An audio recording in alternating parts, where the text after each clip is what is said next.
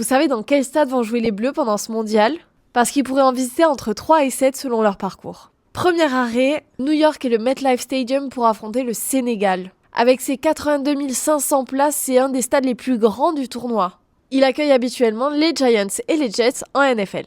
Le stade a notamment accueilli la finale de Coupe du Monde des clubs 2025 entre Chelsea et le Paris Saint-Germain. Deuxième étape, Philadelphie et le Lincoln Financial Field pour le match contre l'Irak. Cette enceinte de 67 500 places est le domicile des Philadelphia Eagles. Petite anecdote sympa, le stade a été inauguré en 2003 lors d'un match Manchester United FC Barcelone. Ronaldinho était sur la pelouse ce jour-là et Kluivert a inscrit le tout premier but de l'histoire du stade sur une passe du Brésilien. Enfin, les Bleus termineront leur phase de groupe près de Boston au Gillette Stadium contre la Norvège. Avec ses 65 900 places, c'est le stade des New England Patriots et c'est l'enceinte la plus proche du camp de base des Bleus, à moins de 30 km. Si la France termine première de son parcours, elle reviendra du côté de New York pour les 16e de finale. Et si tout se passe parfaitement, les Bleus pourraient revenir une dernière fois dans le même stade le 19 juillet pour y disputer la finale de la Coupe du Monde. Ce serait une belle histoire, non ?